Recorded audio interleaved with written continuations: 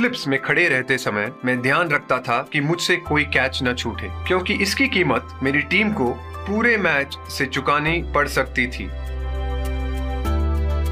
आपको भी इस बात का ध्यान रखना चाहिए कि सिगरेट, बीड़ी या तंबाकू के सेवन की कीमत आपका जीवन हो सकता है। समझदार बने, तंबाकू से दूर रहें।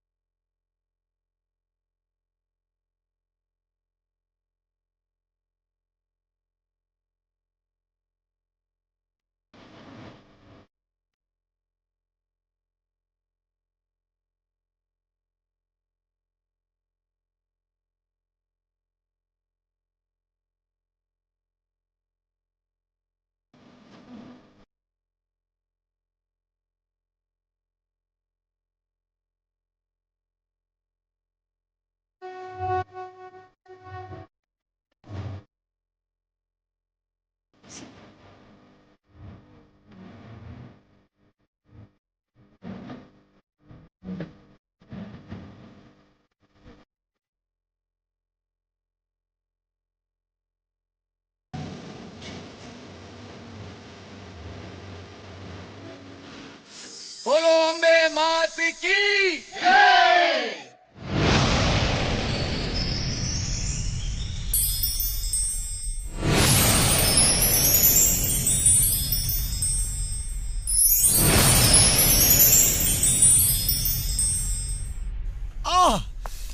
अरे तनी सबर करा, इतना का बेचैन बाड़ू हो। अरे एकदम तड़पा था भीतर माल, बाहर निकले खातिर। अबे जल्दी भर, ऐसा कुकर सीटी देता। भर जल्दी भर। अबे जल्दी भर। लोटा धो, मैं कहती नहीं ढली, लोटा धो। उस्ताद, हाँ एंटीबायोटिक सोच बा। अरे तो फिर 1 मिनट।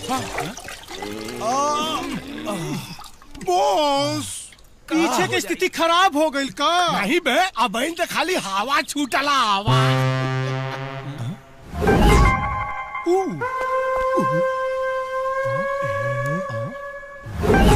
अबे आई कातिल हसीना के उस्ताद, ई उहे हीरोनिया हिया काजल राघवानी, जेकरे प्यार में रजवा पगलाइल रहेला। तब तो एकर बलात्कार हम करब। ओके बॉस। आओ तनी गलवा से गलवा सटा ली। उस्ताद, चुम्मा ले ली। अब तू कहता रहे तो चुम्मो ले। गलतारू ऐसे जैसे सरसों के सगिया।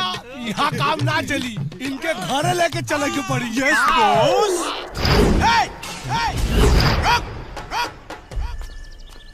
पोस्टर फाड़े के गलती मत करी हा, न तो राजा भैया तहार पुट्ठा फाड़ दी हन। फाड़ा का ठेका तो खाली हम ही ले ले बानी। घुंगरू पंडित। और रहल बात रजवा के, तो बुला, बहुत पुराना हिसाब किताब बा। आज पूरा प्लस और माइनस हो ही जा। हाँ तो 10 मिनट रुक जा, फिर देखा। जैसे 10 के सुई 11 पे रुकी, वैसे पोस्टर ठंडी। हाँ तो फिर अब टाइम देखा स्टार्ट करता। 1 2 3 राजा।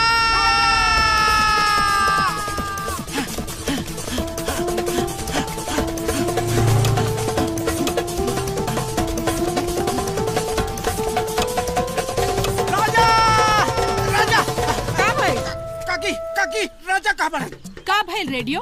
आज कौन सा नया समाचार प्रसारण करे वाला बाड़े? सुन के तहार माथा पे भूचाल आ जाई काकी। का है? सलमान खान ब्याह कर ले अरे ना काकी, तहार बेटा जौना हीरोइनी संग बियाह के सपना देखा तारे ना, ओकर बेइज्जती होके वाला बा। राजा!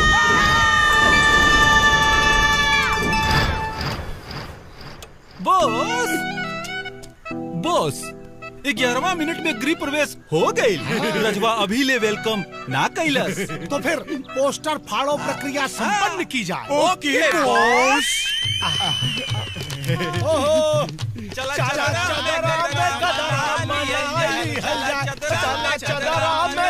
में मनाई लिहल जाए। Sorry dad.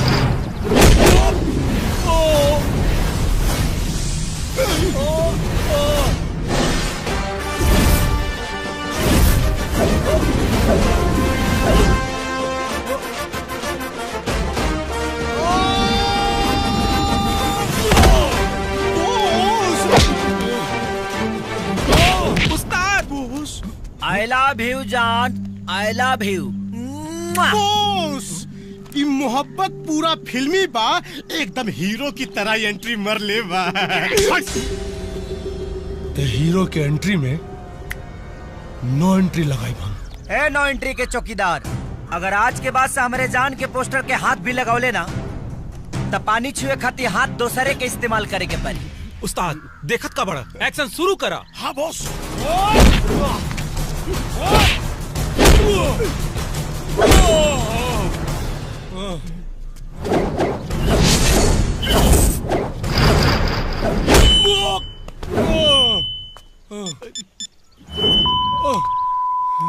अरे कहाँ बड़ा सन रे, जल्दी आवा, ई रजवा उस्ताद के गोदन कूट दी।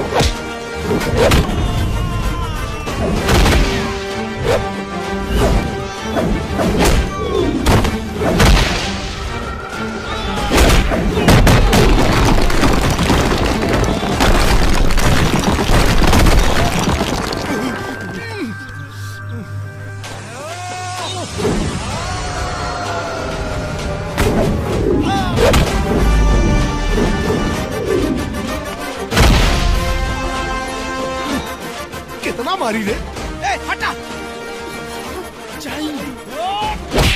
मार बेटा और मार।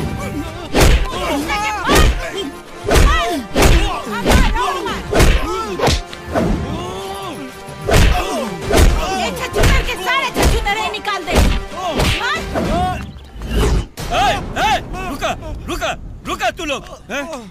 हटा हटा हटा हटा। अरे का हो तू लोग मुखिया के दुखिया बना देले बाड़ा है और इका गुंडे होता है, इका गुंडे होता है। मुखिया जी ये हमरा जान के पोस्टर फाड़ ही तय करे के चूमा फाड़ दे। अरे अब भागा ते हीरोइन से प्यार करबे। अरे मुझौसा हमार बेटा हीरोइन से प्यार करे चाहे हाथी से, तोर काहे करे जा फटता रे। देखा देखा मिस्टर घुंगरू, मुजरिम और गवाही के बात से सब कुछ साफ साफ हो गई बा के आपको लतियाया गया सही है। अरे पोस्टर हो या साक्षात लड़की, उसका इज्जत होना चाहिए। केस इज डिसमिस। धात तरीके का भेल बेटा? टाइम कितना होता है? घड़ी घड़ी घड़ी 12 बजे में 10 मिनट कम बा। लागत है बाबू आज काजल के हर पिक्चर के फर्स्ट शो देखे के तहार रिकॉर्ड टूट जाए। बाबू 10 मिनट में तो हम श्रीलंका पहुंच जाएं। ऐसा ये देख दिखाओ।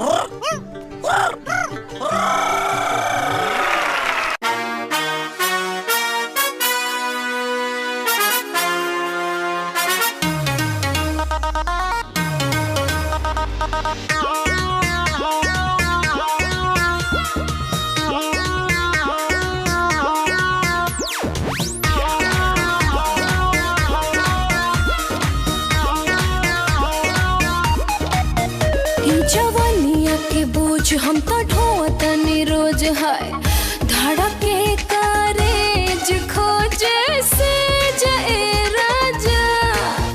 देखा बढ़ता उमर हमर लचके कमर ना होता हमरा से पर है जे राजा। रहिया चले में देह तलकता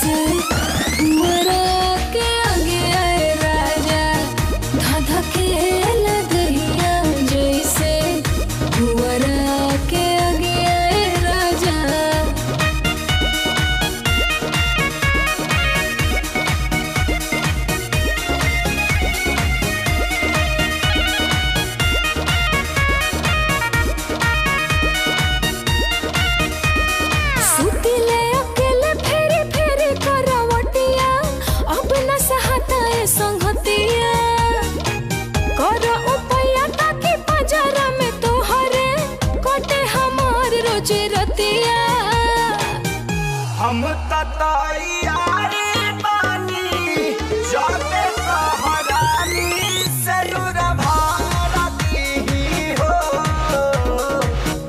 तोहरे इरादा से हम जाता करे जा प्यार पाली हो ए पिया जिया देखो फलकता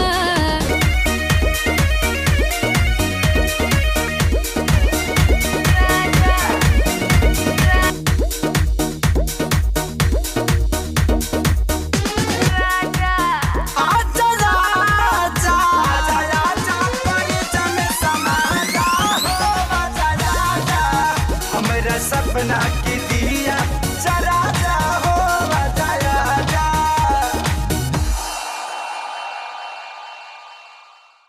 अरे कहाँ गई लला? उस्ताद हाँ एगो बात बोली। बोल। हाई तड़िया पीले से तो राउर देही के दर्द दूर हो जाई, लेकिन राउर करजवा में लागल रजवा के आग ना बुझाई। अबे तो अपने दिमाग से ऐसा कोनो फायर ब्रिगेड आइडिया दासन कि पूरे गांव जवार के सामने और रजवा के इज्जत का कचरा बना दिया। बोस हाँ एगो रामबाण आइडिया बा। बोल। अपना जन्मदिन के शुभ अवसर पे भोजपुरी के सुपरस्टार काजल राघवानी के प्रोग्राम रखवा दी, जे के रजवा अपन मेहरारू बनावे चाहता।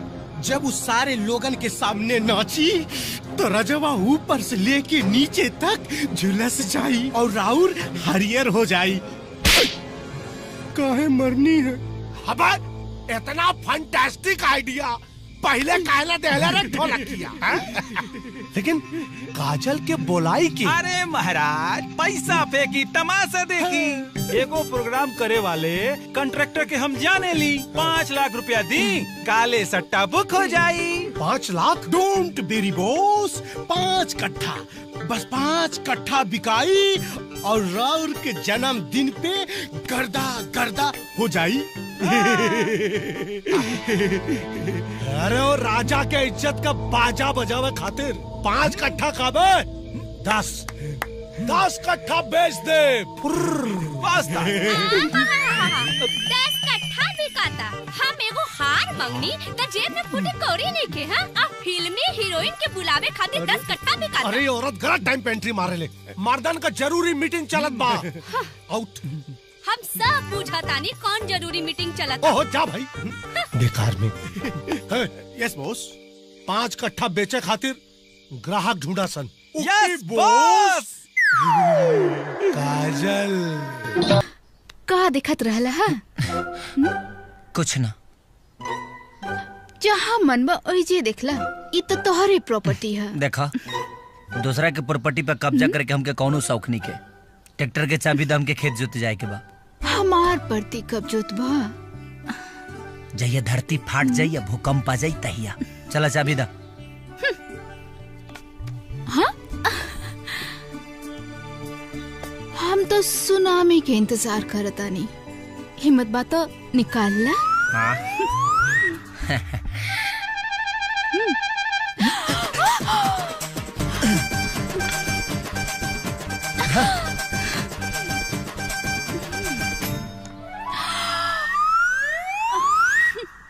जिला लूट के हो, जिला लूट के।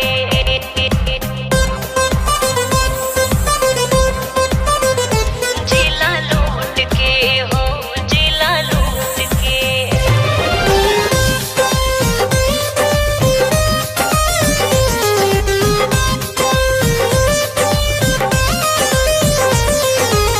भरल बा जवानी तोहरा में कूट कूट के हचका पला गता की गिर जाई टूट के। ए हो भरल बा जवानी तोहरा में कूट कूट के हचका पला गता की गिर जाई टूट के। और मिझिम रेड कलर के रेड कलर के रेड कलर के कर मिझिम रेड कलर के पहनले बाड़ू सूट ले जाइबू जिला लूट के। रिमझिम रेड कलर के पहनले बाड़ू सूट ले जाइबू जिला लूट के।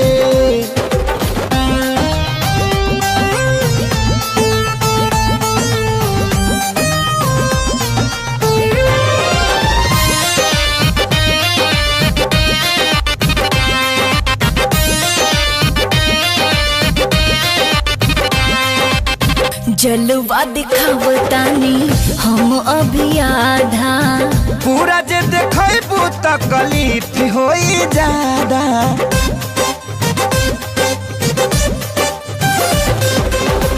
बोलन का बा हमरा बारे में इरादा। लागत मुआइबू तू लइकन के आई हो दादा। घर तार पीछा ए रानी झूठ मूठ के। भागन तो देह तोहार छोड़ दे हम कूट के। लागे करबू करबू करबू हो लागे करबू पहलवानी धोती खूट। ले जइबू जिला लूट के। क्रीम झिम रेड कलर के पहनले बाड़ू सूट। ले जइबू जिला लूट के।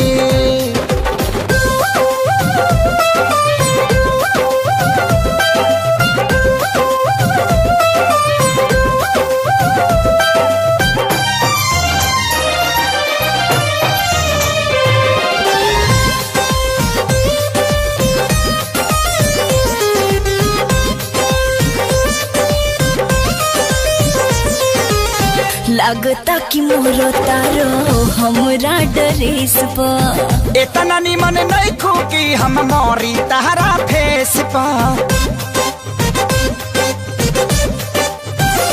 ए पैबन हमसे हेवी देखा ध्यान से। बड़ी हमर जान सुनर पूनम के चान से। देखी के रहन लोग मारे घुट घुट के। बोलाई गाड़ी तोहर हिया कौना रूट के। जेके मिलबू मिलबू जेके मिलबू जेके मिलबू ओकर करम जाई फूट। ले जाइबू जिला लूट के। रिम झिम रेड कलर के पहनले बाड़ू सूट। ले जाइबू जिला लूट के। सुना सुना जा, कान खोल के सुना जा। श्री श्री 108 श्री श्री घुघरू महाराज जी के जन्मदिन पर भोजपुरी के सुपरस्टार काजल राघवानी आ रहल बानी अपन प्रोग्राम देवे। और जेकर व्यवस्था हवेली में रखल गइल बा। जेकरा के नाच गाना के आनंद लेवे के बा उ आई पधारी। Just chill chill just chill just chill chill just chill chill just chill chill. ढोलक गोईठा सुलग गई बा। अब तो आग लगिए जाई। तो भैया प्रोग्राम देखे जरूर आई जरूर आई जरूर आई। सुन ले भाई, अपना गांव में काजल आए वाला बड़ी। यस। अब ये मत कहिया कि तोरा मोहब्बत के चुमुक उनका यहाँ खींच के ले आ रहा। देख रेडियो, आज तोर झकास बाड़ी केंद्र सही समाचार बतावले बा। तो सुन रेडियो, हम अपना बेटा के ऐसन सजा के भेजब ना हमार होखे वाली बहुत देखते पसंद। बेटा से ढेर पागल तो महतारी बिया। पता ना काजल के कौन दशा हुई। आज मेरे यार की शादी है, आज मेरे यार की शादी है। बड़े नीक शर्ट पहन के आए हो। हाय रे।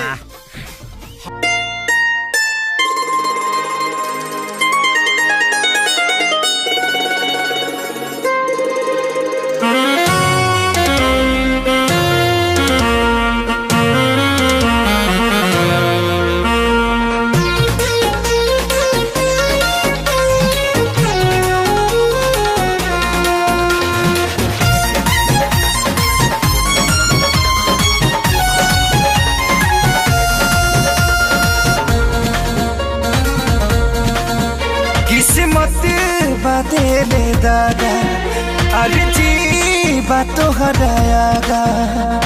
हाँ हाँ हाँ हाँ किस्मत बातेले दादा अर्जी बातो हरायागा। अभी सुनिला बतिया गौर से बस ये तने कराए राम जी दिल लागे नयब के हुआर से।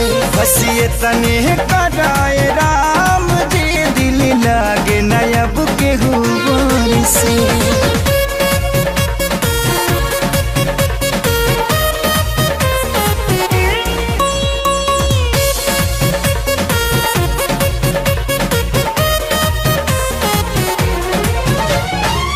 जीक नाही जिया तानी फाटल दिल के सिया तानी जुदाई के घुट रोजो घुट घुट के पिया तानी जीक नाही जिया तानी फाटल दिल के सिया तानी जुदाई के घुट रोजो घुट घुट के पिया तानी केहू पागल केहू बाबारा केहू कहे है बेचारा मेहना मिले हर ठार से बस ये तने कराए राम जी दिल लागे नया बुक गुबार से बस ये तने कराए राम जी दिल लागे ना अब के गुबार से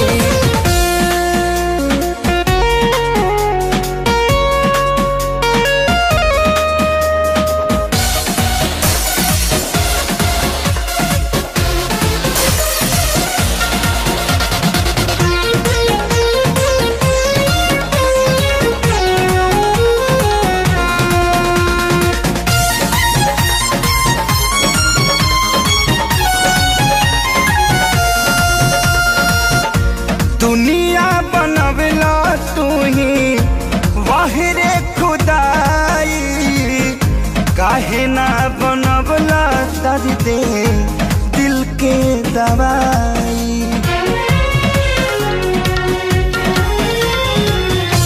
दुनिया बनवला तू ही वाहिरे खुदाई काहे ना बनवला तर दे दिल के दवाई सपना रहल अधूरा सोचल भइल न पूरा गुजरीले दुख के दौर से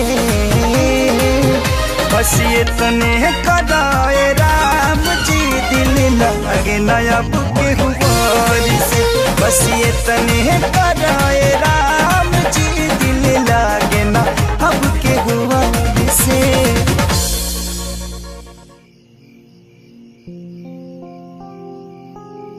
क्या बात है बेबी, ये तुम्हारे चेहरे पर मायूसी का मेकअप क्यों चढ़ा हुआ है? कुछ नहीं यार, बहुत अजीब सा फील हो रहा है। हाँ? कुछ अच्छा नहीं लग रहा। डोंट वरी बेबी, ये तुम्हारे वीरानेपन की दवा ना तुम्हारे पास ही है। मतलब वो तुम्हारा बॉय राजा किधर है? वो अपने गांव चला गया। गांव चला गया?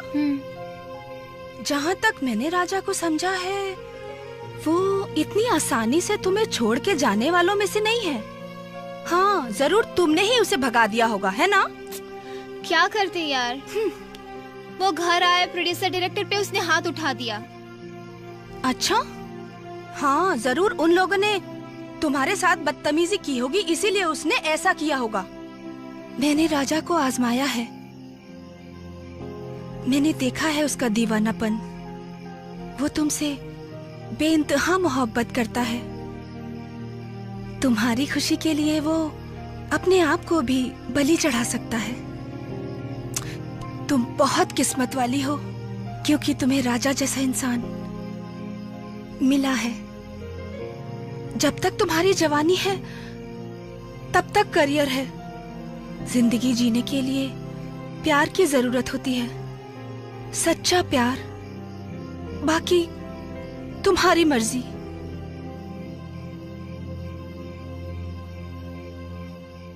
मंगल भवन मंगल हारी दर दर दर। हाँ?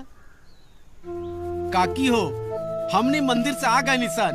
आई राजा साहब अभी ले दतुने करते बड़े। माई लागत है कि मंदिर के प्रसादी कुछ ज्यादा ही चुरा के खा ले लेबा, यही से एकरा दिमाग के स्पीकर झंझनाता।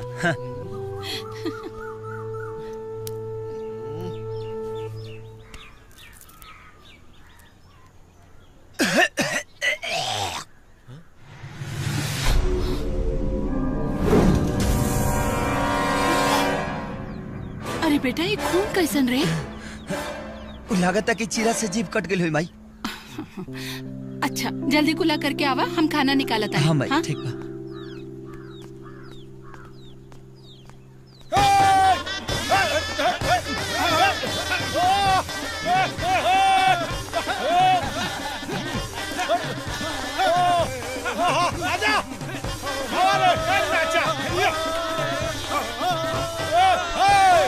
रुक जा।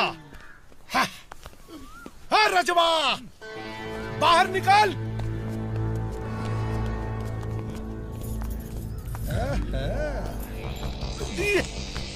देख कितना इज्जत के साथ तोरा के बेइज्जत करे खातिर ले आयल बानी। चल चौपाल में पंचायत लागल बा।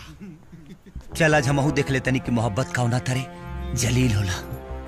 बजाओ मैं तू चिंता मत। चल रेडी हो।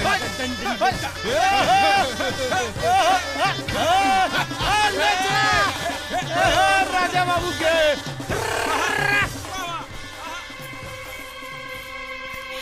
हे तुलसी मैया, हमार बेटा की इज्जत अब तोहरे हाथ में बा। देख ली गाँव वालन, रजवा शर्त हार चुकल बा। कजली एकरा मुंह पे थूक के चल गई। मुखिया जी अब भिखारी बनाई एकरा के और अपना कर कमलन से कटोरा थमाई। देखी घुंगरू बाबू, ये बात अलग बा कि रउआ ई गांव के बड़ा आदमी बानी, फिर और रउआ लोग हमरा के मुखिया बनौले बानी। अब पंचायत के फैसला बा, जरा सुन ली। मुखिया जी, अरे फैसला तो हो चुकल बा।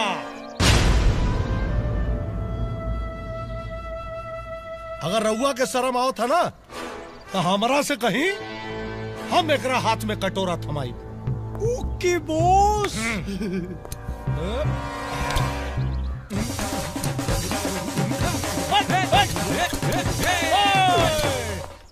आज से तोर भिखारी योग शुरू हो गई बा। हाथ फैलाओ।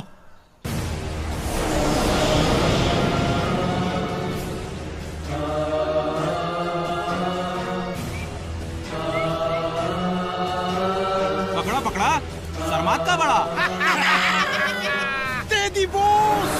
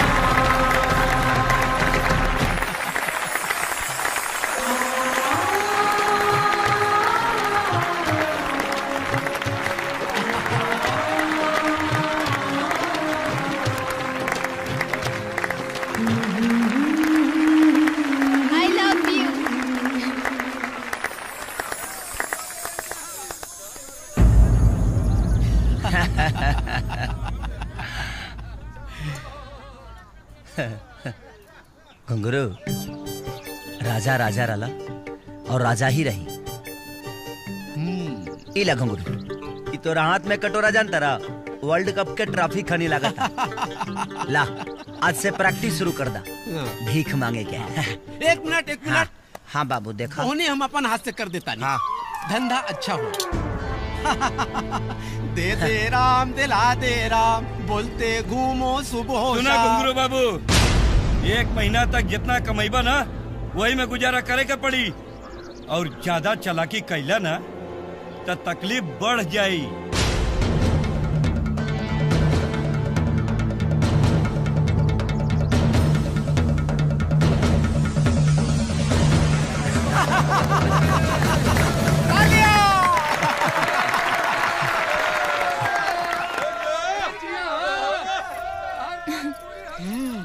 Thank you. गजब के एक्टिंग के लिए बनी मैडम जी। हाँ? एकदम सही समय पे एंट्री मार के आज हमारी इज्जत बचा लेनी। बहुत बहुत धन्यवाद राहुल। एक्टिंग? इसको क्या हो गया? काकी, ए काकी, हाँ? काकी, का भेल खेदुआ? पासा पलट गई काकी, पासा पलट गई। राजा भैया बच गईले और वो घुंघरू पाना भिखारी बन गई भिखारी। अरे वो कैसे रे? पुराउर होखे वाले हीरोइन बहू बिया ना, एन वक्त पे आ गई काकी। सच में? हाँ, रेडियो भैया उनके लेके आओ तारे। हाँ।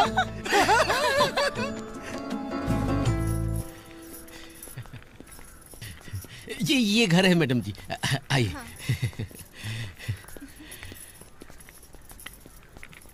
काकी,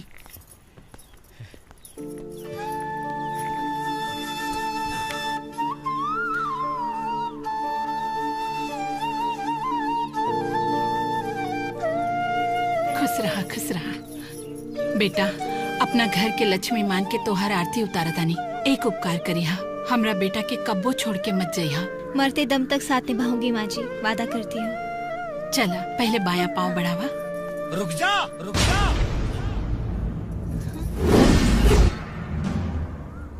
माई ये तोहार पतो ना है कि गृह प्रवेश करा उतारू। ये हीरोइन है, हीरोइन। एक्सक्यूज मी, मैं यहाँ सच में माँ जी की बहू बनने आई हूँ। यह संभव बा, जितना जल्दी हो सके मुंबई लौट जा। रेडियो ये जहाँ बोला तरीका के छोड़ दे। ये का बोला था भाई? माँ जी आपका बेटा तो सच में बहुत भाव खाने लगा है। बेटा लागत है कि तोरा कोनो बात से उनका चोट लागल बा। तब तो लगता है मरहम भी मुझे ही लगाना पड़ेगा।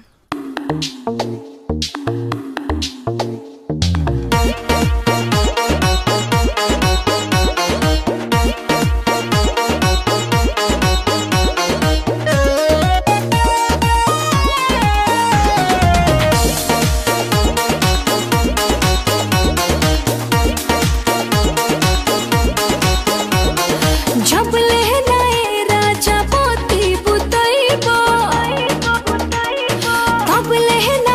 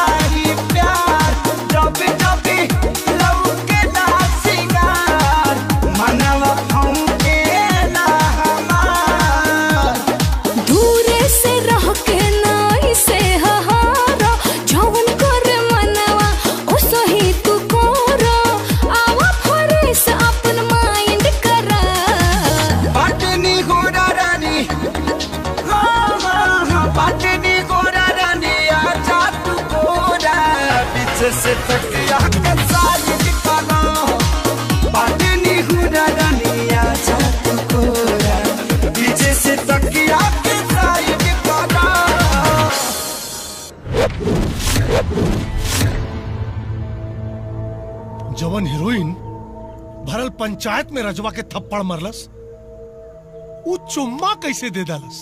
इस चमत्कार कैसे भई? बॉस, प्यार में बहुत पावर होला। जब दिल के झटका प्लस माइनस में सटेला तो मिले से मजबूर हो जाला। जे मेहरारू के देह में उपाट देला दर्द, उहे होला असली भोजपुरिया मर्द। और रजवा तक खाटी मरद बा। और हम मौका हैं। बॉस, भीख मांगल जरूरी बा, मौका ना। काल से भीख मांगे के प्रैक्टिस करी। प्रैक्टिस करी। तही शर्त लगौले रहे ना। अच्छा खासा करोड़पति घुंगरू पंडित के अरे भिखारी बना देला सन, भिखमंगा बना देला। हमरा के का मालूम रहे? राउर किस्मत इतना फटी चढ़ बा। किस्मत हमार फटी चढ़ बाज। ई कबा राउर ड्रेस। ड्रेस मतलब? अरे तका ये पहन के भीख मांगो। अरे कौना घड़ी में तो से बियाह कइनी। अरे ई दोनों कब रहले जब तू हमार दुश्मन। ई यहाँ के राजा साहब के हवेली हुए। अच्छा। बहुत आदमी काम करत रहलन पहले। हाँ। अब तो सब राजपाट खत्म हो गई। तब यहाँ कोई आदमी नहीं खे, बस यहाँ सब लोग घूमे खातिर आवेले। हाँ। रेडियो। हाँ? अरे अब ये कहाँ से आ गई? रउआ राजा खातिर आ गई नी। एकर मतलब ऊपर वाला हमर दुआ कबूल कर लेहलन। सच में दीवानापन जब हद से गुजरेला तो मोहब्बत के अपन गुलाम बना लेला।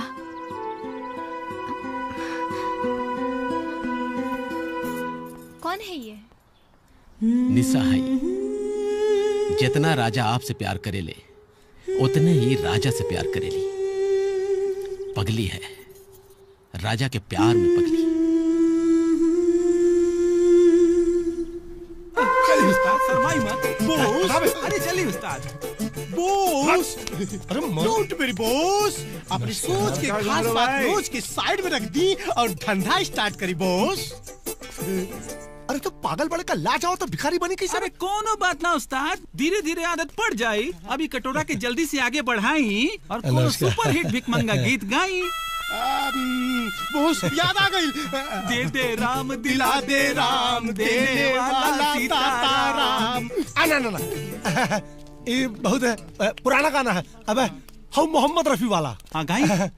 जाने वालों जरा मुड़ के देखो मुझे, एक इंसान हूँ मैं तुम्हारी तरह। कैसन गौली है? वाह बॉस, वाह। चला फिर तू ही पकड़ कटोरा, तू ही पकड़। चला जाने वालों जरा मुड़ के देखो मुझे। ए बॉस, हाँ, मुखिया जी सजा तोहरा के सुनौले बाड़े तो भीख हमनी के काहे मांगी? ई पकड़ी कटोरा। अरे पकड़ी ना कटोरा, पकड़ी ना। चली। जाने वालों जरा मुड़ के देखो मुझे। कट्टा कट्टा होके भीख मांगता है। भागा से। बुढ़ऊ, ऐसे भाई भीख ना मिली। भीख दे। बुढ़ऊ, अबे आनर बाड़े का है? मांगे के भीख आ ससुर रंगदारी दिखा रहल बाड़ा। ए बॉस, नॉर्मल अंदाज में चली। जाने वालों जरा मुड़ के देखो मुझे। क्या बात बा? कौनो भिखिया काहे न देतो रे? चिंता नट बॉस, अक्सर भिखारियों के साथ ऐसा घटना घटेला।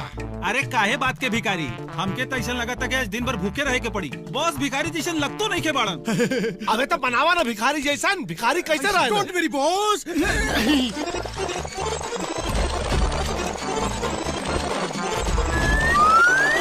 अब लगा था नहीं ओरिजिनल भिखारी। चली गाना शुरू करी।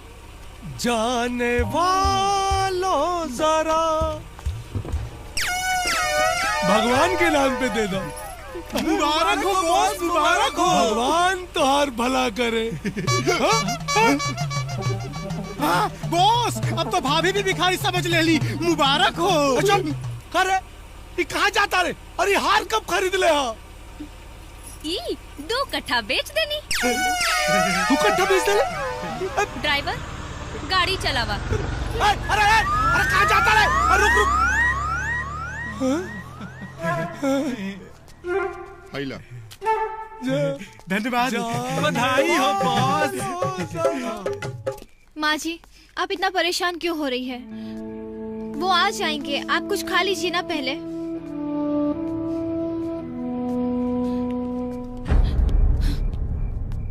कारे तोरा समय के कुछ अता पता बा कि ना? माई चौरा में लील गाय आयल बड़ी सा, ओके चलते हम चल गए खेत में। हमार बहुत दिन भर से बिना खैले पीले तो राग हो रतिया। तू एकरा बारे में काहे नहीं सोचत? आपके लिए खाना लाओ? माई इनसे बोल दे सूरज निकले से पहले यहाँ से चल जी।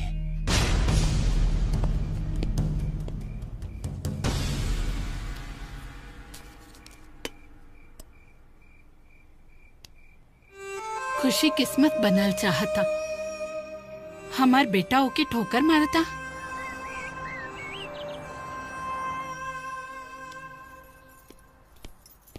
अभी तक ले तू गैलू ना? हाँ? जिसके लिए मैं अपना सब कुछ छोड़ के आई हूँ, अगर उसी को छोड़ दूंगी तो मेरी तो जान ही निकल जाएगी। अगर तू यहाँ से ना जेबू ना तो हमार जान निकल जाए। ई का तू बगधुन कैले बाड़े रे पगला? अरे तोहरा खातिर एक कितना बढ़न त्याग करके आइल बाड़ी। तू ई बात के बूझत काहे नहीं खास? यह तो हम नहीं चाहत माई कि हमरा खातिर कोनो प्रकार के त्याग करस। कैसे कि एगो सुपरस्टार हीरोइन है, बेहतरीन कलाकार है, और कलाकार के खुशी प्रसिद्धि से मिलेला, और हम इनकर खुशी छीना लेके चाहत, स्वार्थी बनल लेके चाहत माई। जहाँ प्यार होला ना बेटा, वहाँ स्वार्थ के कोनो निशान तक ना होला। माई हमर प्यार ना भरम बाड़ी। आखिर तू कहल का चाहता रे? माई हम निशा से प्यार करी ले, और वह तुहर पतो बनी है।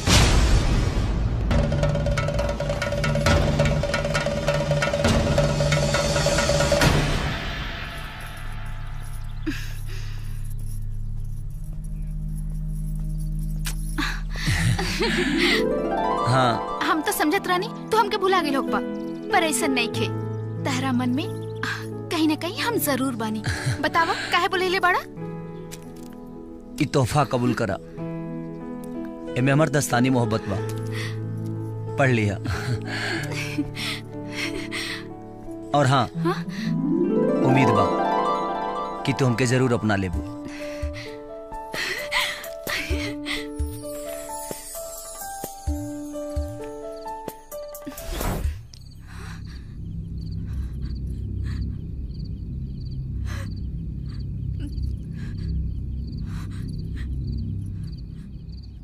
रे चिरकुट रे, काम उसका नहीं होला तारी, तनी आवाज छे मार। दूर मर दे, भूख के मारे पेट में चूहा कूदता और तोहरा काम सुझाता। अरे लेकर जान मर बका यार। अरे अभी बर्दाश्त के गोली खो, तब तक ले माई खाना लेके आ जाए। माई ना भौजाई लेके आवा ताड़ी, ओने देखा। हाँ?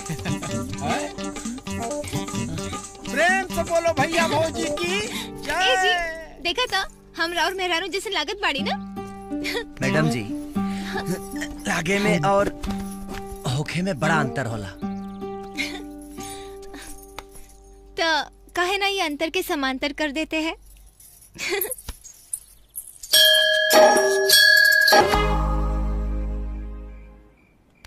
काजल, काजल बेटा,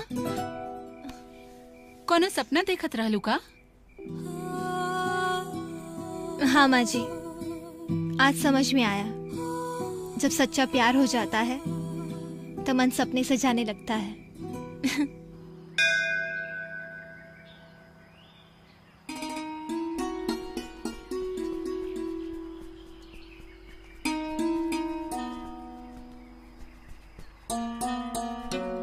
का भइल बेटा?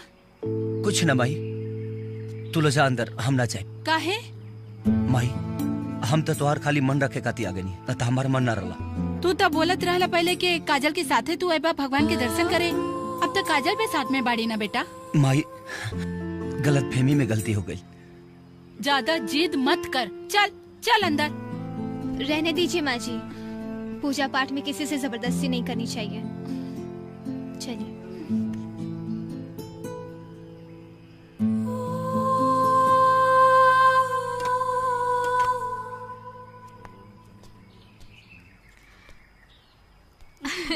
हाँ। राजा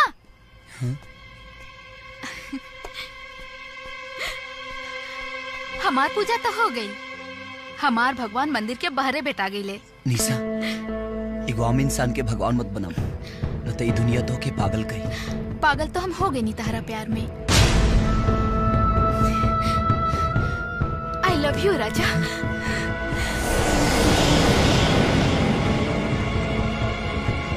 ए बबुनिया, अरे जल्दी से कुछ खा के ले आओ, पेट में भुचाल आवता। ए मुनिया, ले आओ ले आओ।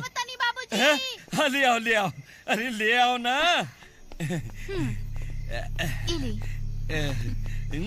नमस्ते मुखिया जी। अरे नमस्ते नमस्ते। कहो राजा के माई, हीरोइन पतो पाके पूरा गांव जवार में बड़ा फेमस हो गए बाड़ू। अरे शादी के लड्डू कब खिएबू?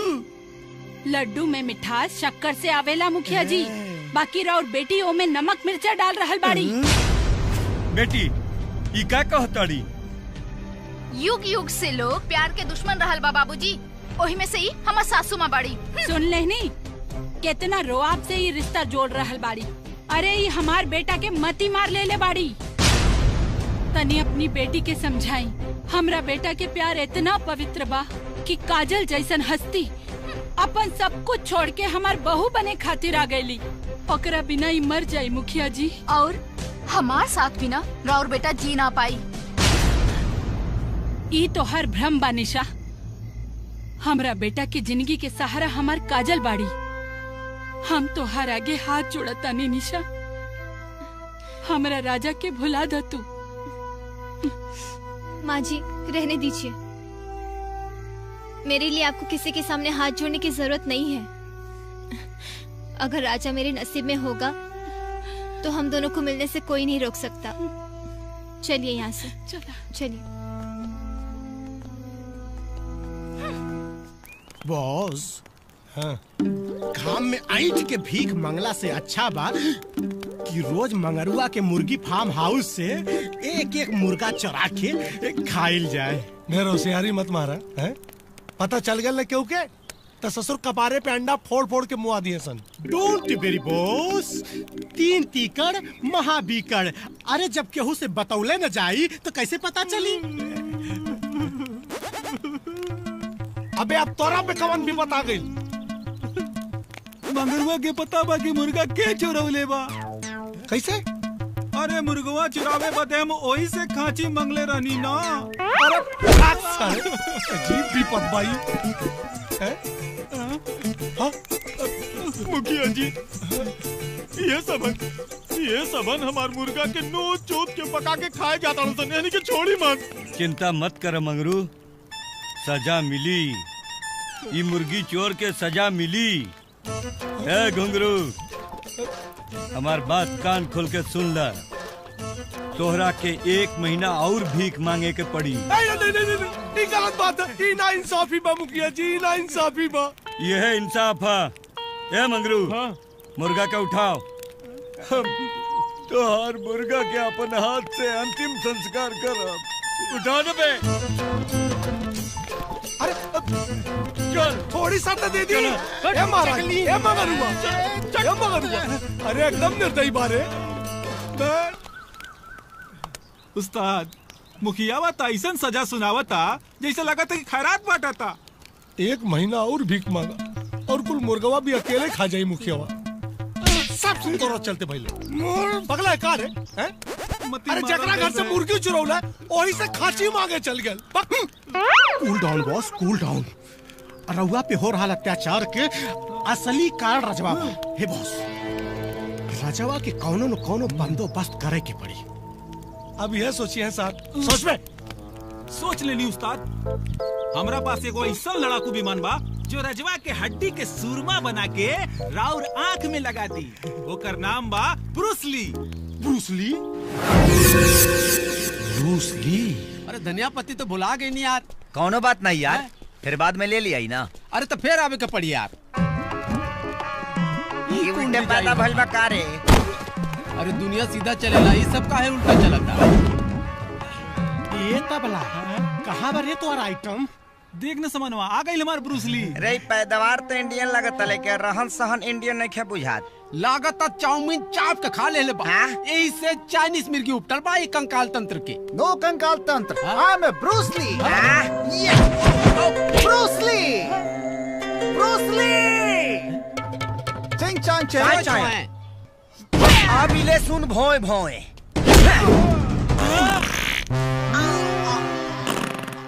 भोए भोए।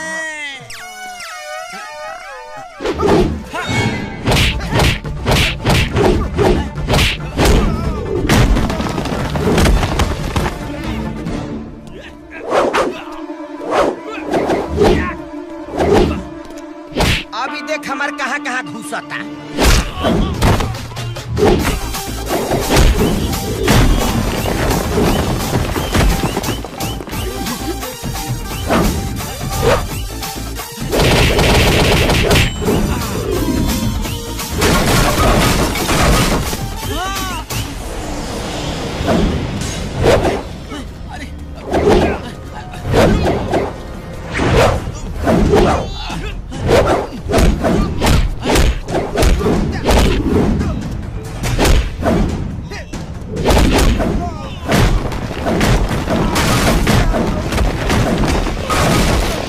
ढोलक अब चुपके से निकल चला।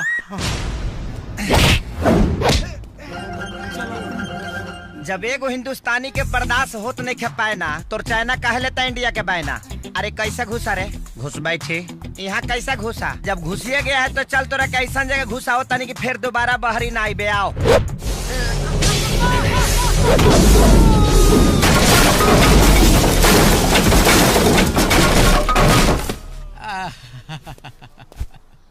वाह तू तो ब्रूसली के चुसली बना दे। अरे यार हमरा ही समझ में नहीं ख्यावत कि हमार दुश्मन चाइना में। पता नहीं कहाँ चले गए। क्या हुआ माँ जी? राजा का कुछ पता चला? ना बेटा, हर जगह खोज के आ गए नहीं, राजा के कहीं पता नहीं के चलत। चारों धाम तो माही के चरण में बा, दुनिया भ्रमण तो आदमी के भरम बा।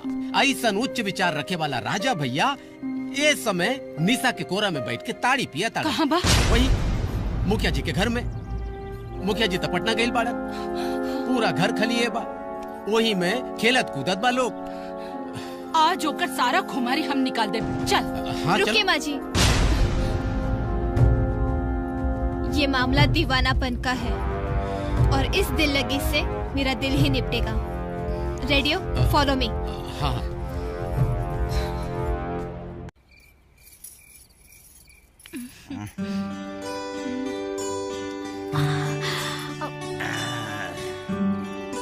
एकदम ओरिजिनल ताड़ी बुझाता। मिजाज टनटनाए लगल, आँख सहरियाए लगल। हमरो मंडसी आए लगल राजा। ये क्या हो रहा है? एके आर्डर ले। हमके तो तहरा अलावा कुछ लौकत नहीं खे डार्लिंग। अच्छा अभी बता दी हूँ। समाचार समाप्त हुए। अब देखिए रंगारंग प्रसारण।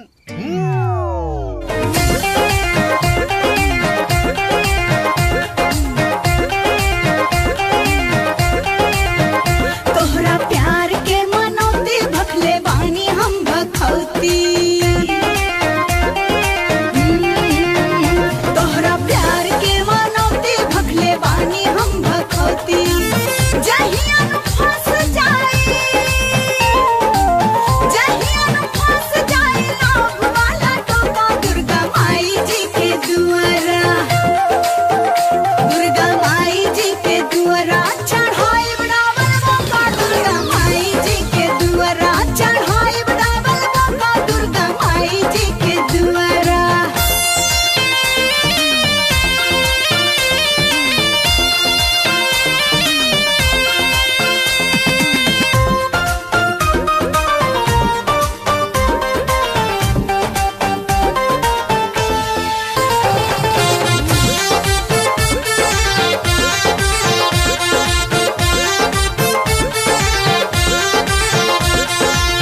जब ले न सेट होई हमनी के ममिला, तब ले करत रहब तोहरा पे हमला। हाँ हाँ जब ले न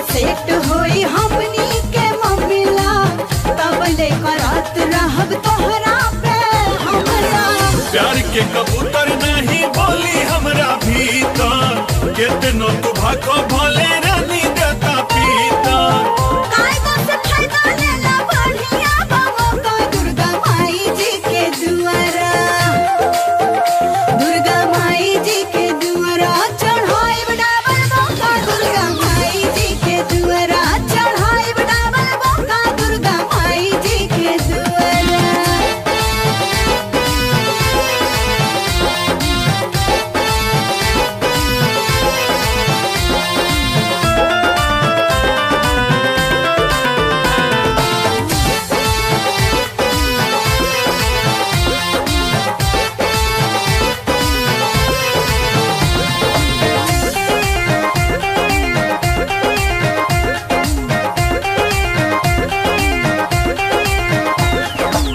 बाबा बंगाली से ले आइब हम जंतर ओहु से न मनवा त मरवाइब जादू मंतर ए हो बाबा बंगाली से ले आइब हम जंतर ओहु से न मनवा त मरवाइब जादू मंतर जादू टोना के काट हम जानी ले भूतवा परतवा के बात नहीं मानी ले आइब सखती हमले आगे नागी सोखा दुर्गा माई जी के दुआरा दुर्गा माई जी के दुआरा चढ़ाई डाबल बोका दुर्गा माई जी के दुआरा चढ़ाई डाबल बोका दुर्गा माई जी के दुआरा ना पट गए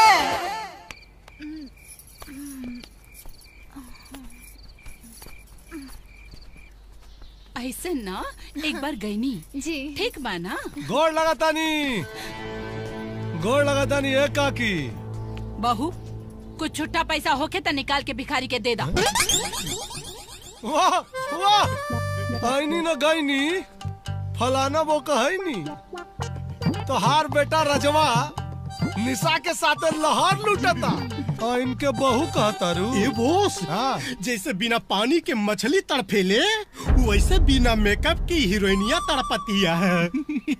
जितना दिल तड़पता है मोहब्बत उतनी ही गहरी होती है।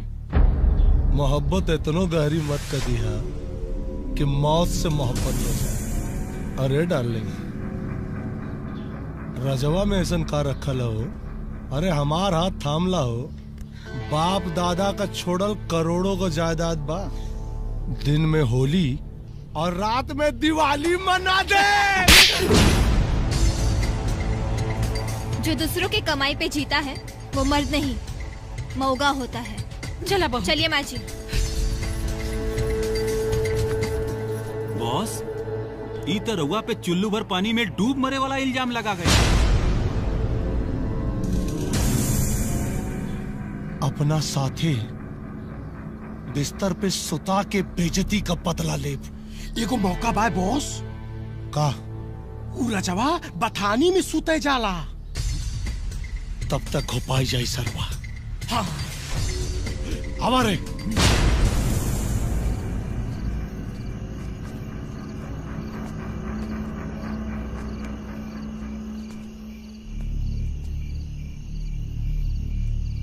Follow me boss. शिकार सामने बा, परम बाबा के नाम लेके हमला बोल दी। ठीक बा हाँ। धोनी यही रुका।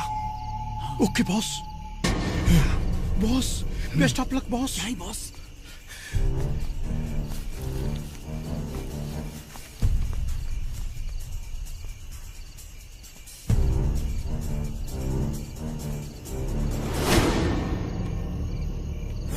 अरे हमार हाथ थामला हो, बाप दादा का छोड़ल करोड़ों को जायदाद बा, दिन में होली और रात में दिवाली मना दे।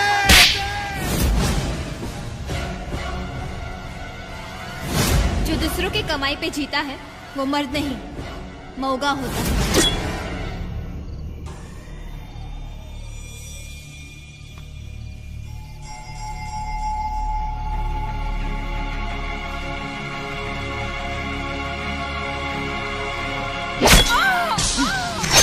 राजा!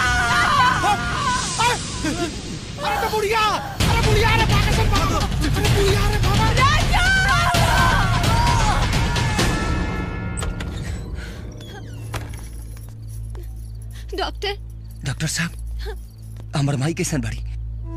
बहुत ज्यादा ब्लड बह चुका है, फौरन उन्हें ब्लड चढ़ाना पड़ेगा वरना कुछ भी हो सकता है। डॉक्टर साहब, आपको जितना ब्लड चाहिए उतना दे दीजिए, पैसे की चिंता मत करिए।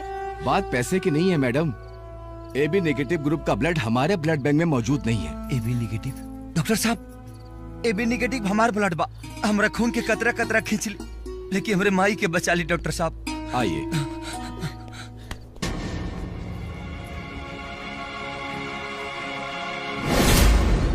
राजा, तुमने आने में बहुत देर कर दी है। पहले आते तो शायद मैं तुम्हारी कोई मदद भी कर पाती। मतलब ये है राजा कि सारी रिपोर्ट आने के बाद ये पता चला है कि आपको ब्लड कैंसर है, और वो भी लास्ट स्टेज पर।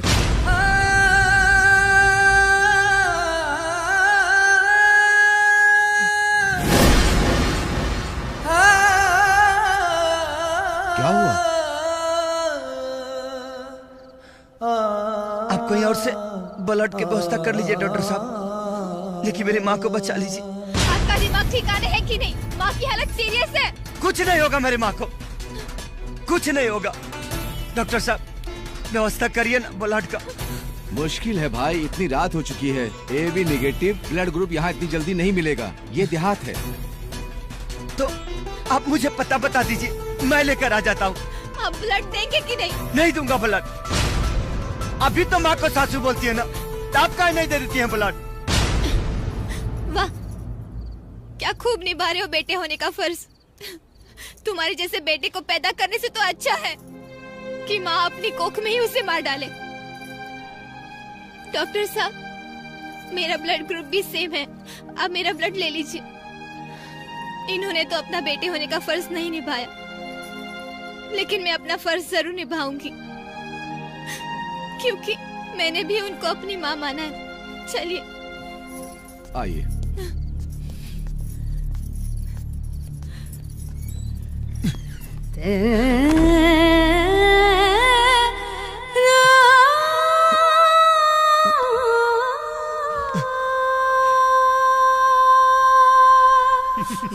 ससुरा का समय आ गइल बा, मुर्गा मछली कब दर्शने नहीं खे होत, खाली लिट्टी चोखा ठूसे के पड़ता है।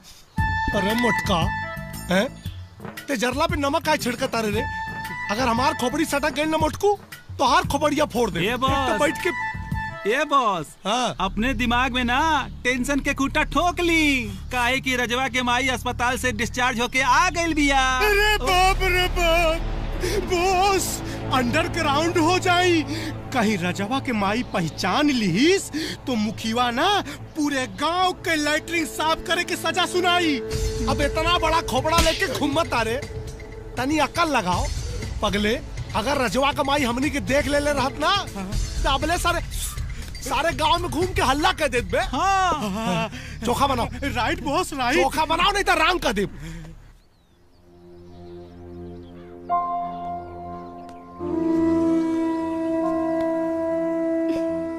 माई उठ, दवा खा ले माई।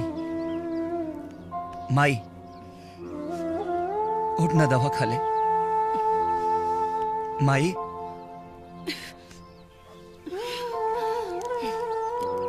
ई ले जाके दवाई फेंक दे, हमरा के जहर लाके दे दे।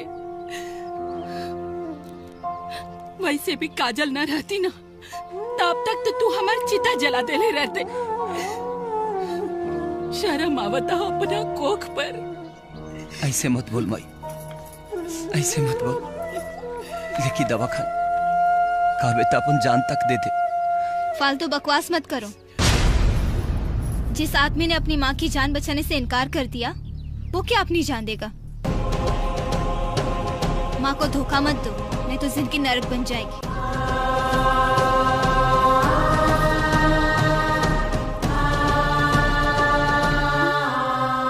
अच्छा माँ जी, कोई गलती हुई तो माफ कर देना। कहाँ जाता रू काजल? हमेशा खातिर मुंबई। जो इंसान अपनी माँ का नहीं हो सका, वो मेरा क्या होगा? जिस राजा से मैंने प्यार किया था, वो शायद मर चुका है। अच्छा माँ जी। राजा रोक ले काजल के।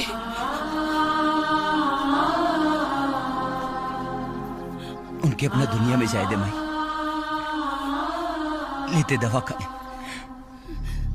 तू ही दवाई खा। रुका काजल, काजल, काजल, रुका बेटी, रुका बेटी।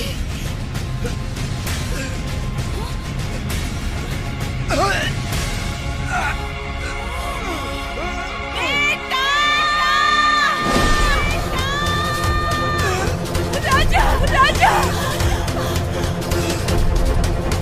राजा,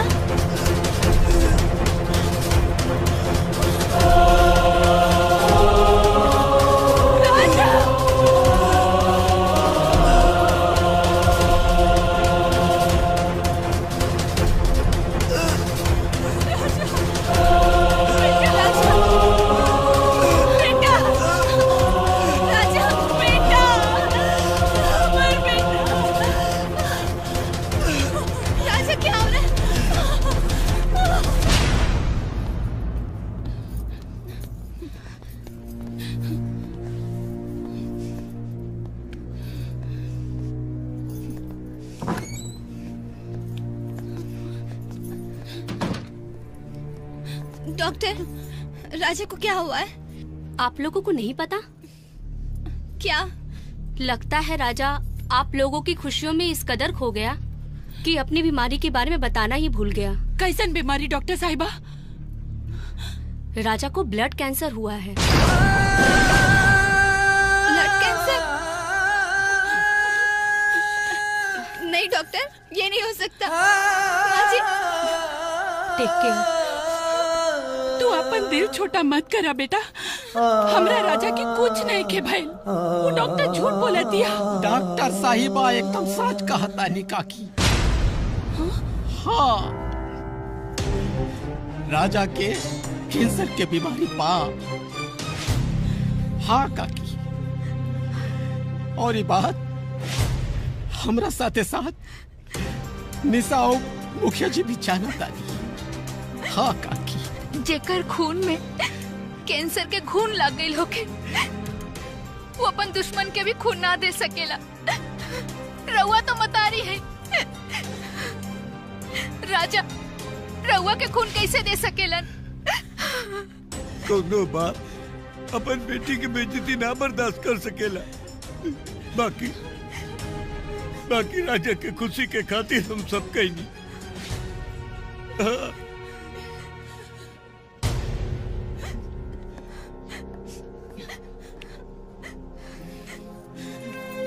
हम तो राजा के उहे दिन भुला गई नी जिया तू ही आ गईलू। आज भी राजा के मन में तोहरा खातिर प्यार भरल बा, लेकिन जे खुद मौत के मुंह में खड़ा बा, वो कैसे केहू के खुशी दे सकेला? हम तो नाटक करत रहनी प्यार के, ताकि तुहार दिल टूट जाए, ताकि तू यहाँ से राजा से नाता तोड़ के चल जा। मेरा दिल समय का शीशा नहीं है जिसे तकलीफें तोड़ देगी। मेरा दिल मोहब्बत की वो चट्टान है जिससे मौत भी टकराएगी तो अपना दम तोड़ देगी।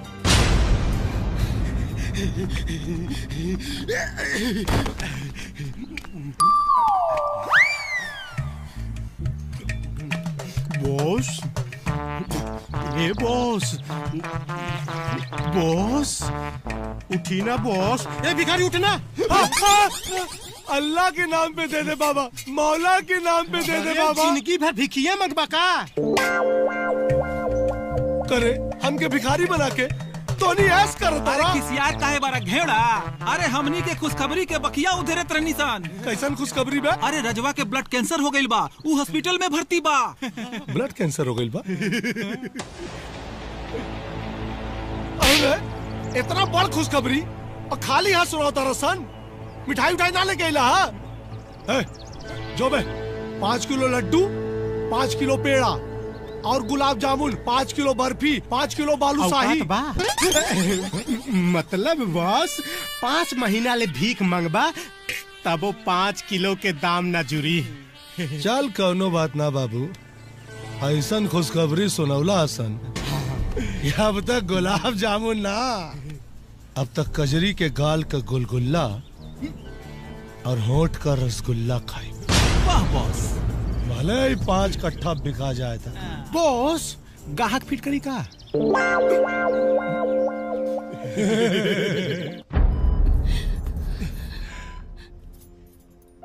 माई होके अपना बेटा के दुख दर्द ना समझ सकनी, बहुत अफसोस बा बेटा। ए माई अपना बेटा खातिर कसाई कैसे हो गई। हमरा के माफ कर दे बेटा, अनजाने में बहुत भला बुरा कह देनी तोरा के हम। जिसके लिए सब छूटा वो रूठा तो रब रूठा। अगर ऊपर वाले ने हमें साथ जीने का मौका नहीं दिया तो मौत के बाद हमारा मिलन जरूर होगा। मौत कभी मोहब्बत से जीत नहीं सकती। मैं वादा करती हूँ, जब तक मेरी सांसें चलेगी मैं आपको कुछ नहीं होने दूंगी। काजल जी, राजा की तबीयत बहुत ही क्रिटिकल कंडीशन में पहुंच चुका है। 2 दिन के अंदर बोन मेरो ट्रांसप्लांट कराना पड़ेगा, जिसके लिए आपको 20 लाख रुपए जमा कराने होंगे। जितनी जल्दी आप पैसे जमा कर देंगी, राजा का इलाज उतनी ही जल्दी शुरू हो जाएगा। याद रखिए, इलाज में जितनी देरी होगी, जान बचाना उतना ही मुश्किल होगा। इतना पैसा के कहां से इंतजाम हुई बेटा? माँ जी, आप टेंशन मत लीजिए, मैं कुछ करती हूँ।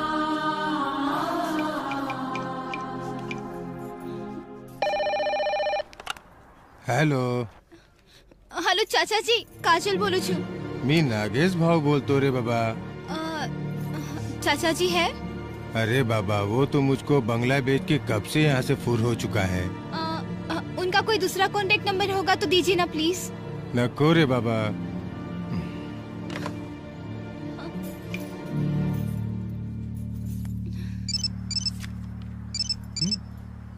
सर आपका फोन। किसका फोन? हेलो, कौन? सर, काजल राघवानी बात कर रही हूँ। ओह, क्या बात है काजल जी?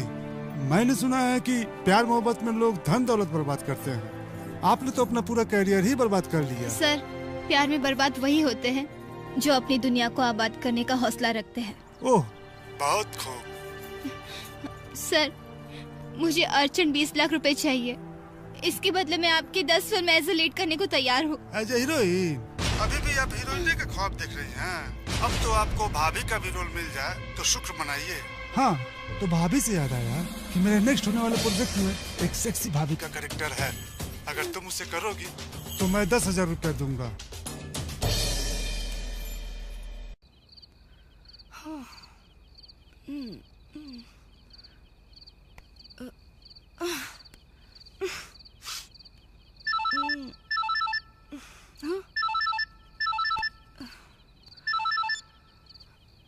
हेलो हेलो मोहिनी, काजल बात कर रही हूँ।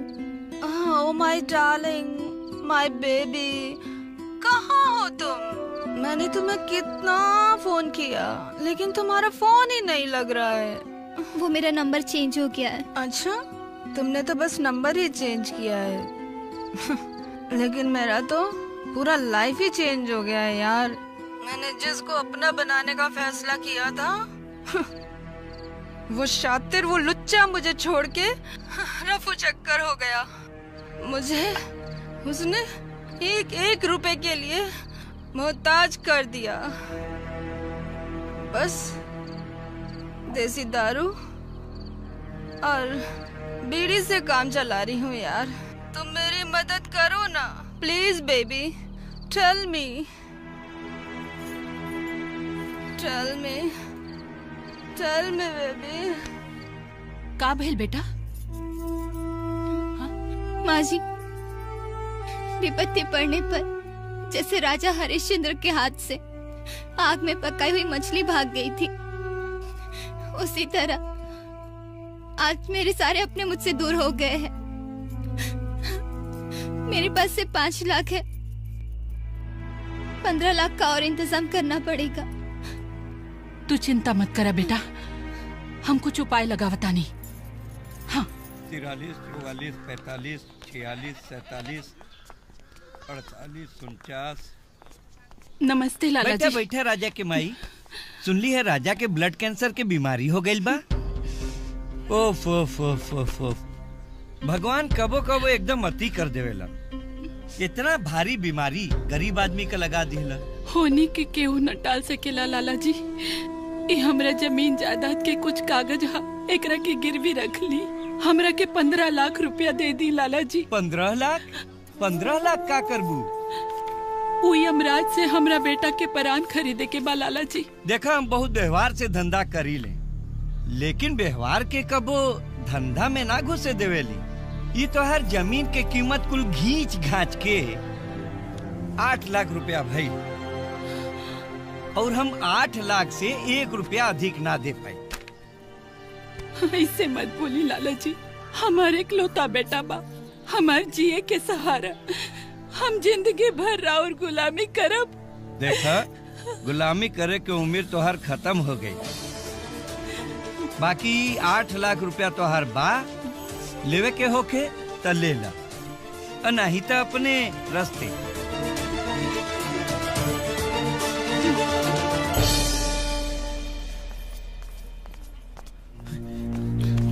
पैसा के इंतजाम हो गई भौजी, पैसा के इंतजाम हो गई। बोलत काहे नहीं खो, पैसा के इंतजाम हो गई। अब राजा बच जाई, हमारे यार बच जाई, हमारे यार बच जाई काकी, हमारे यार बच जाई।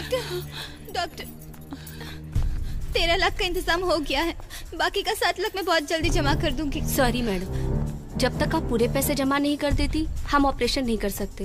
रुक जाइए डॉक्टर साहब, कुछ तो दया करी। Sorry ma'am, I am helpless, मेरे भी ऊपर लोग हैं। Sorry ma'am. Please doctor. काकी, मुर्दा का कफन बेच के खाए वाला के तोहार दर्द ना बुझाई। चिता पे लेटल इंसान के बचावल बहुत मुश्किल काम बा। हमार फूटल भाग के तू यहाँ और फोड़े आ गईला। गलत समझता रू। हम तोरा बेटा के मरे से बचावे आइल बानी। कितना पैसा कम पड़ा था? 7 लाख। है चला। Yes boss. काकी के साथ जा लोगन, और जाके 7 लाख रुपया जमा करा दा। ओके। लोग ठीक कहेले, दुश्मन भी भगवान के रूप में आ जाले। चल बेटी। काकी, पतोहिया को छोड़ जाएगी। तू लोग जा रहे काकी के साथ, इनसे कुछ जरूरी बात करेंगे। तू जा। Congratulation boss. चली जा, तू सतवा जा, खड़ा का बड़ा जा, मुंह लेके मर्दवा मौगा लेन मुंह लटका के निकला। जाओ बचाओ अपने दोस्त का जान।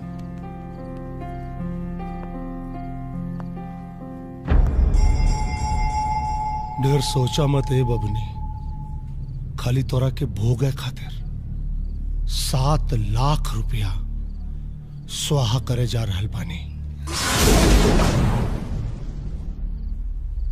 मतलब? अरे दीवानो, मुझे पहचानो, मैं हूं घुंघरू, और ये घुंघरू खाली एक रात अपना बिस्तर पे तोरा साथे बजल चाहता। घुंघरू, घुंघरू। कूल बेबी कूल। चिल्लाइए नहीं, मुस्कुराइए, काहे कि अगर हमको गुस्सा आ गया और हम डॉक्टरवा से 7 लाख रुपया वापस ले लिए ना, तो रजवा का लाश अपना कोरा में रख के सती होना पड़ेगा। हाँ, इतना परेशान काहे हो रही है? अरे एक रात का बात है और एक बार का बात है। धनी हमरो ललसा पुरा दीजिए ना, है? उसके बाद कौन रोका है? बनाइए रजवा के साथ जाके फिल्म, आराम से गाना गाइए, प्रेम विवाह। शायद तुझे कभी किसी से प्यार नहीं हुआ, वरना आज तू जिस्म का सौदा नहीं करता। जानवर है तू। अगर इंसान होता तो आज इस मिट्टी की पुतली को खाने के लिए इतना नहीं मरता। हाँ ठीक है, हम जानवर ही सही, लेकिन सनम तुम्हारे आशिक हैं हम। है? अब सोच लो कि तुमको हमारी चाहत की चिता जलानी है या अपने आशिक की? लेकिन तुम्हारे पास ज्यादा टाइम है नहीं। डिसीजन तो काजल मैडम आपको फटाफट लेना होगा।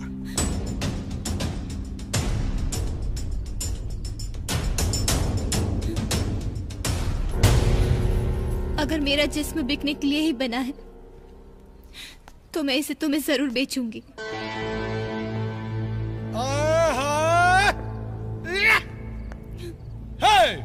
अरे ले जाएंगे दिल वाले दुल्हनिया ले जाएंगे, ले जाएंगे।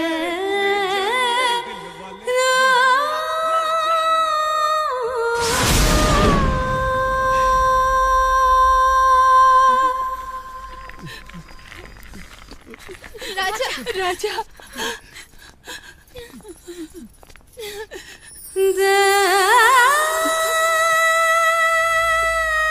मेरी आखिरी इच्छा ये थी कि आपकी आंखों में आंसू कभी ना देखूं, लेकिन कम वक्त जिंदगी ही बेवफा निकली। आखिर रुला ही दिया मेरी मोहब्बत को। नहीं राजा, आपको कुछ नहीं होगा। यमराज के हलक से भी मैं आपके प्राण छीन के ले आऊंगी, लेकिन आपको कुछ नहीं होने दूंगी। तोरा कुछ न होए हमार लाल, कुछ न होए। चलो फास्ट। राजा राजा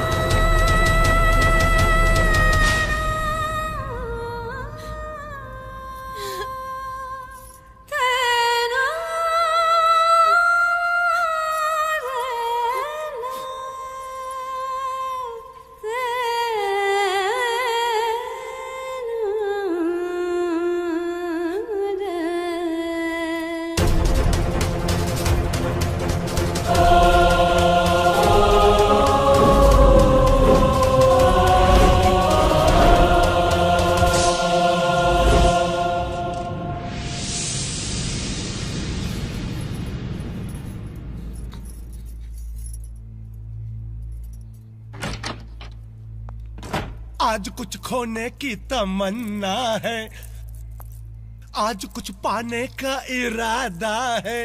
हो अपने ही बस में नहीं मैं, दिल है कहीं तो हूँ कहीं मैं। हो अपने ही बस में नहीं मैं, दिल है कहीं तो हूँ कहीं मैं। हो कोई न रोको दिल की उड़ान को, दिल ये चला आहा काजल कहाँ गई बाड़ी? अरे बताओ ना, काजल कहाँ गई बाड़ी? बेटा बताओ ना, अरे काजल कहाँ गईली? राजा भैया के इलाज के कीमत चुकावी, अपन इज्जत बेचे।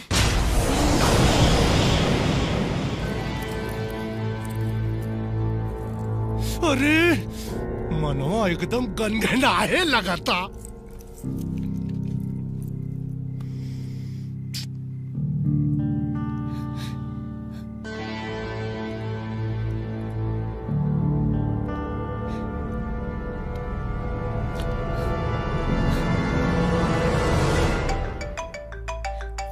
अरे ये रोमांस के जतरा में खतरा को कुकुर कहां से भौंके लागल? भौजी, राजा भैया आखिरी बार तोरा से मिलल चाहता रे, तू जल्दी हॉस्पिटल आ जा। रुक, अरे पैसा देने वाली कहाँ जाती रे? वैसे ना छोड़ा। रुक।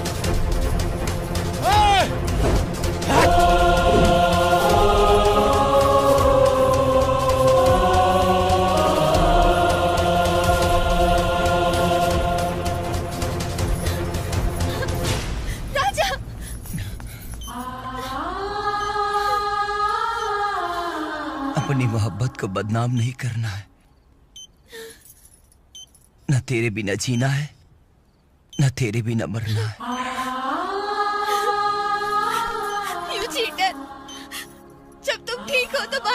लटका के क्यों खड़े? उन लोग तोहरा के सरप्राइज देल चाहत होई। अगर ऐसी बात है तो मैं भी सबको सरप्राइज दूंगी।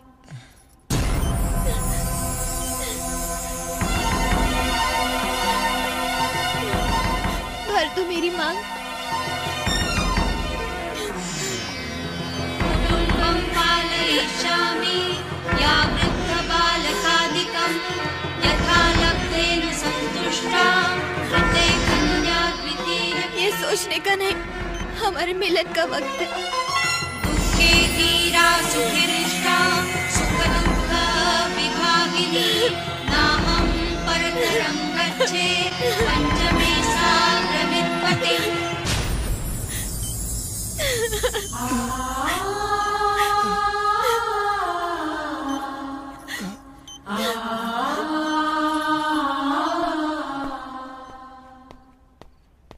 मैडम आप 2 मिनट के लिए बाहर जाइए, मुझे इंजेक्शन लगाना है। मैडम प्लीज 2 मिनट के लिए बाहर जाइए। Madam madam doctor doctor.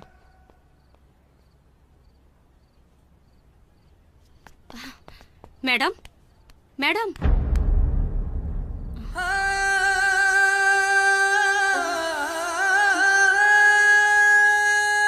Madam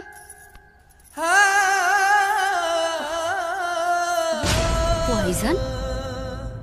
ओह माय गॉड।